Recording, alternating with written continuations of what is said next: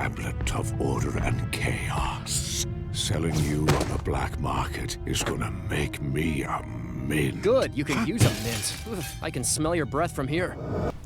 Welcome back to the licensed game hole. In 2018, one of our favorite movies released, Spider-Man Into the Spider-Verse. Visually stunning animation, a story about what it means to be a hero, and as a bonus, multi-dimensional versions of Spider-Man. The concept of the movie is based on the Spider-Verse event comic written by Dan Slott. But 4 years before writing that comic, Dan Slott would do story work on a video game where Spider-Man teams up with himself. Every good idea starts somewhere, and sometimes it starts in the hole. Today, we're looking at Spider-Man Shattered Dimensions. Seems appropriate that a game with several versions of Spider-Man should be our first opportunity to look at several versions of a game. That's right, we're covering 3 different versions of Shattered Dimensions. The PS3 version, the Wii version, and the DS version. The game also came out on Xbox 360 and PC, but those versions are near identical to the PS3 version. We have played the 360 version in the past, and we didn't notice any differences in our playthrough of the PS3 version. We'll start our journey by looking at the PS3 version. Released in 2010, developed by Beenox and published by Activision. Shattered Dimensions features an original story that opens on Mysterio stealing the tablet of order and chaos. When the Amazing Spider-Man accidentally shatters it in the fight, he and 3 of his alternate versions get recruited by Madam Web to restore it. Mostly, this is an excuse plot to give you a reason to go punch Spider-Man's rogues gallery in the face. Across dimensions! Alongside the Amazing Spider-Man, who is the 616 Comics version, you've got Noir, a sepia-toned Spider-Man living in the 30s, 2099, a Spider-Man from a future ruled by the corporation Alchemax, and Ultimate. Not Miles Morales, who is still a year out from being created, but a younger Peter still in high school. Mostly, Ultimate is just an excuse to have a Spidey with the symbiote suit on, but we do have to hand it to the game. This is distinctly Ultimate Spider-Man. Deadpool even dropped some continuity references. And is it true there's a clone of you out there with your brain, but trapped inside a girl's body? Our 4 Spider-Men here are all played by former Spider-Man voice actors from different cartoons, which we love. Amazing is played by Neil Patrick Harris from the short-lived new animated series. Noir is Christopher Daniel Barnes from the 90s series. Brought innocent people into this. That just makes me mad. 2099 is Dan Gilvezan from Spider-Man and His Amazing Friends. I'm the last one who should call anybody a freak, but that guy is a freak! And Ultimate is Josh Keaton from Spectacular Spider-Man. Get a spider smut! Oh, dude, pants! No one wants to see your junk. Oh, No Way Home got Maguire and Garfield back? Big deal. Shattered Dimensions had 4 actors a decade earlier. There's a total of 14 levels, with each Spider-Man getting 3 levels, along with a tutorial and a final showdown against Mysterio, both of which have you playing as all 4 Spideys. Each level is based around a different villain, as you chase them down and fight them throughout. For example, in the first Amazing level, based around Kraven the Hunter, you swing through the jungle as Kraven taunts you, run away from his attempts to snipe you, and have 2 boss fights against him. One where he's normal, and one where he uses the tablet to power up. Each level really feels like a spotlight on a villain, with the environment and enemies you face changing to match that specific villain. The 2 best stages of the game definitely come from Ultimate, one of which has you facing down Deadpool on an open oil rig where you have to fight back his fanboys and destroy the cameras for his reality show, and the Carnage level, a creepy level where Carnage has taken over SHIELD HQ and turned their agents into hordes of zombies. The boss fights are generally pretty fun. There's a few we didn't care for, but when they're at their best, they're good challenges as you dodge attacks and figure out the best time to get in and do some damage. Fighting each boss several times is cool. Seeing how the bosses use their tablet means you don't know how you're going to fight them next, whether it's Hammerhead suddenly sprouting gun arms, or tracking down giant Sandman faces inside a tornado. You don't ever feel like a boss is the same as another boss, which is the most important part of a game like this. There's also a first-person punching part to most of the bosses, which is mostly an excuse to do some quick-time events, and it sometimes leads to unintentional hilarity like punching the Carnage symbiote in the face. There's not even a host in there, he's just wailing on the symbiote. Mostly this makes us want a whole Spidey Punch-Out style game. How has nobody gotten on that yet? Let us get into the ring for a few rounds with Mephisto, come on. He'll give Pete his marriage back after that. Each level also comes with its own web of destiny, a set of challenges to do. The challenges range from finding collectibles to defeating bosses and enemies in specific ways to clearing part of a level within a time limit. These challenges aren't just for fun though, as they also give you essence that helps you level up. The web really feels like a smart way to integrate achievement hunting into the game itself. The question of what does this Chivo actually bring to the game is answered by making it tied to the skills you buy, and it can challenge you to play the game in ways you wouldn't normally. You also unlock more skills by completing more challenges. So if you're skipping challenges and relying on essence from beating up enemies, you won't have as many options. It adds a little extra spice to the whole thing. The skills themselves are pretty good, divided between combat upgrades and character upgrades. The former are new abilities to use in combat, while the latter tend to be upgrades to health or character-specific meters. There's enough room in your upgrade choices to really build the characters how you prefer to play. You can bounce around with web strikes, focus on charge attacks, or do more with your grabs. You're given a range of options, and outside of some web challenges, you're not required to pick any upgrade. Want to ignore health and throw everything into improving your charge attacks? Go for it. The 4 Spider-Men all play slightly differently. They do all share the same basic skill set, so they all feel the same when swinging or fighting, but their changes lead to slightly different playstyles. Our personal ranking as to how much fun we had with each one, from favorite to least favorite, is Ultimate, 2099, Amazing, and then Noir. Amazing is your bog standard Spider-Man, so he mostly earns his low ranking by just being normal Spider-Man, in a game where you get to play as abnormal Spider-Man. Ultimate, with the symbiote suit, has the Rage mode, where he can start lashing out with tentacles. It's fun to play with, but also as you take enemies out you stay in Rage mode longer. This makes his combat feel a little like God of War, and they capture the joy of mowing down waves of enemies so well, we almost wish Ultimate had his own game. 2099 comes with Accelerated Vision, which lets him slow time down. It's more situationally useful, but it's still fun to play with. The real loser here, unfortunately, is Noir. See, while the other Spider-Men generally play the same, Noir's levels are all stealth levels, where you have to stick to the shadows and take out bad guys. And as is typical of a game that isn't a stealth game, the stealth here doesn't really work great. It's clearly inspired by Arkham Asylum, with stuff like perching on ledges to take out enemies. But Arkham is a full-fledged stealth game that gives you more tools along the way to help you distract and take out enemies. Noir only ever has basic takedowns, and it's sometimes hard to tell when an enemy is going to spot you. Anytime they do, you just zip away until they give up and go back to their usual patrol. The levels are still mostly fine, not bad enough to make you want to stop playing, but they're a low point throughout the game. The voice acting is great. While the Spider-Men can get overly chatty at times, the way each actor plays the character differently showcases their skills. Harris and Keaton play quippier, while Barnes and Gilvezan get to play spiders with some grit. Gilvezan even gets a chance to flex his dramatic chops at the end of the Scorpion level. I'm sorry, Kron. If there were any other way to help you change back, I would. But this is bigger than either of us. Congratulations, Spider-Man. You've retrieved another fragment. This day is yours. Yeah?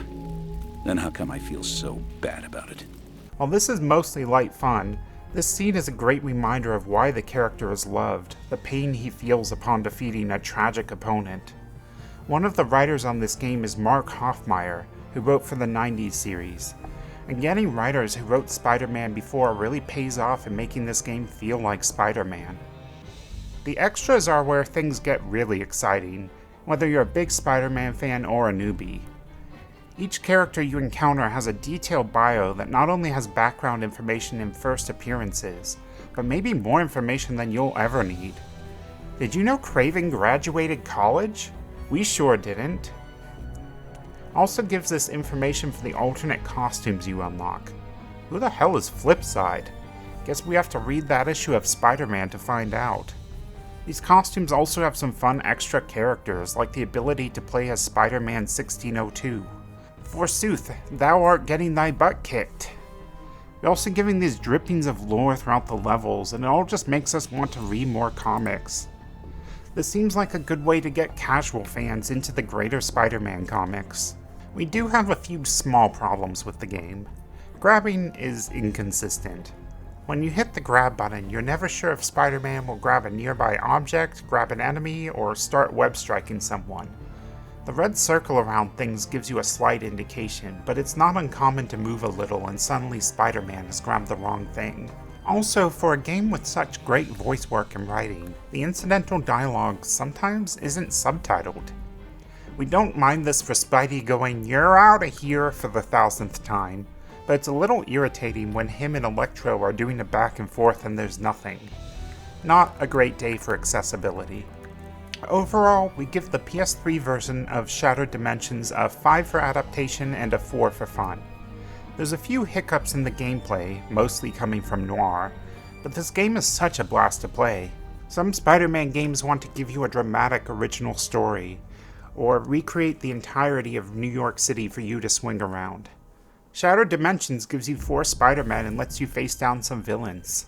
Sometimes that's all you need to have a good time. Next, let's take a look at the Wii version of the game, also developed by Beenox. We were expecting a notably worse version of the game here, as when a game has an HD version and an SD version, the latter is almost always a compromised version of the game. Well, good news on that front. This is the exact same version of the game as the HD version. Same levels, same characters, same Web of Destiny. Naturally, the graphics look a little worse, but the cell shading mostly accommodates that too. 2099 looks pretty bad though. I actually wonder if Wii was the original version, as you can see how the game is built to accommodate a Wii version, with the level designs that often reuse pieces and the low animated cutscenes before the levels. Because this is the same game, we didn't see a need to replay the whole thing. We just played through the tutorial and half of Craven's level to get a feel for the game. The biggest change here is that there's absolutely no option to use a normal controller. You have to play with Wiimote and Nunchuck, and you have to use motion controls. The game has 2 control options, and neither of them eliminate motion controls. Both control schemes are awkward in different ways too. Option A has strong attack mapped to holding the Wiimote straight up in the air and pressing B, which is just awful. Option B puts strong attack on Z, but in return, changing to defensive stance is now set to plus instead of C, and it's a toggle. We found out, being a toggle, that sometimes after battle you end up in a space where Spider-Man isn't swinging correctly, the camera won't move, and there's little indication that you're still in defensive stance. Fun! And no matter which control option you use, grab is mapped to waggling. You have to waggle to grab, waggle to throw, waggle to web strike. You do a lot of grabbing and web striking in the game, and even in the time we played, our wrist was getting tired. There's a few other minor changes with the motion controls. Web pulling is button mashing on the HD version, while here it's a minigame where you have to point at the web spots and then pull both controllers back. The first-person punching minigame is also naturally changed into motion control. Neither of these were intensive in the HD version, so we don't entirely mind the change here. Not bad, just different. We punch by waggling mindlessly, but before we were just pushing the control sticks mindlessly, so does it really matter? There's definitely some fun to directly be the one punching Craven in the face. The final change here is extremely minor, but worth pointing out. Goals no longer auto-track like they do in the HD version. Before, when you get to an area with a time limit, the time limit would automatically pop up on screen. It doesn't do that here. You have to manually track goals. This makes casually keeping Web of Destiny tasks in mind just a little more annoying. We're glad this version exists. We're sure there were some kids out there who were hyped for this game but only had a Wii, and they still got to play mostly the same game. That said, at this point, there's really no reason to play this over the HD version. We're not against a game that uses motion control well, but this is not that game. Real waggle for the sake of waggle game. The Wii version of Shattered Dimensions still gets a 5 for adaptation, but only a 3 for fun. Just play a version where you can actually use a controller. Like our final version today, the DS version. Developed by Griptonite, this handheld port mostly follows the story of the console version. Mysterio finds the tablet, it shatters, and it's up to Spider-Man from 3 different dimensions to punch villains in the face and get back the pieces of the tablet. Yeah, we're down to Spider-Man here, with Ultimate getting the boot. However, most of the voice actors came back. We guess one of them had to go peel a hat trick in Paris. As a result, Josh Keaton gets to step up to amazing. Spectacular fangirls stay winning. As our first time covering a handheld port, we want to make it clear that when we score adaptation, we are scoring solely on how the game adapts Spider-Man, not on how it adapts what Beanox did. That said, the way this game reflects what the console version does is interesting in its own way.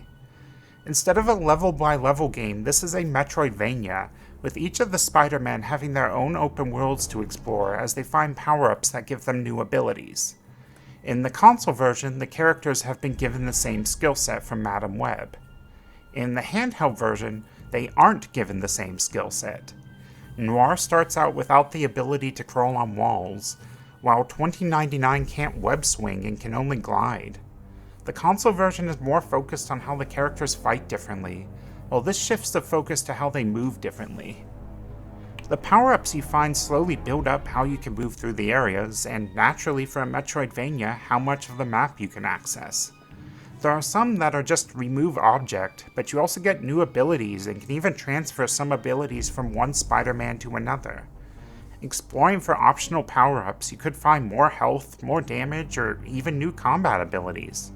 This is a great way to rework the console version's skill system. You're no longer just buying skills from a menu, you're finding them in nooks and crannies as you get more powers. The combat in this game is simple but solid. There's a momentum meter you can turn on which encourages you to build up ridiculous combos. The bosses in this game are more of a miss than a hit though. They tend to only have 1 or 2 attack patterns, and once you get good enough, you can wipe them out in seconds. In a fun twist though, all the bosses are different villains from the console version, or at least different versions of villains, like having 2099 fight Vulture instead of Noir.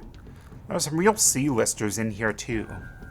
If you're a big Spider-Man fan, you'll get a kick out of fighting Tinkerer, Calypso, and Boomerang.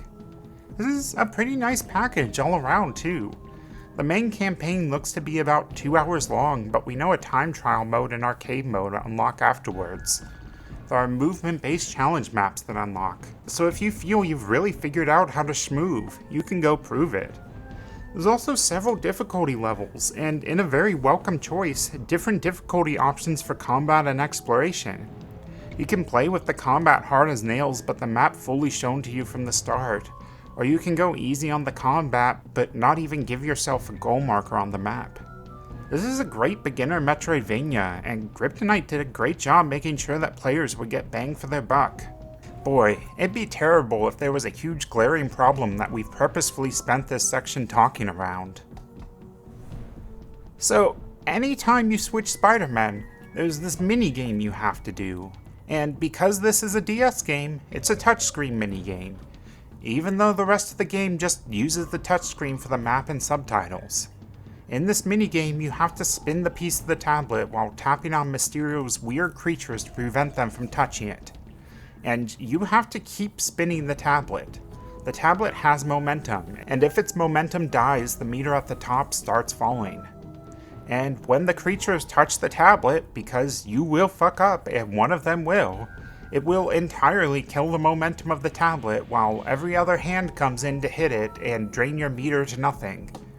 And you have to do this minigame every time you switch Spider-Man, which is every 10 to 15 minutes of fun gameplay, and it gets harder every time you do it. Despite the game's difficulty options, there is nothing for this. No way to skip it, no don't do this shit button, nothing. We didn't beat this game. At some point, this minigame just broke us. Some point close to the end, too. We only had 2 more bosses to fight. It's possible if we weren't playing this with a mouse, but with a stylus, this would work better, but honestly, does this look fun to you? This minigame is a huge, glaringly bad choice.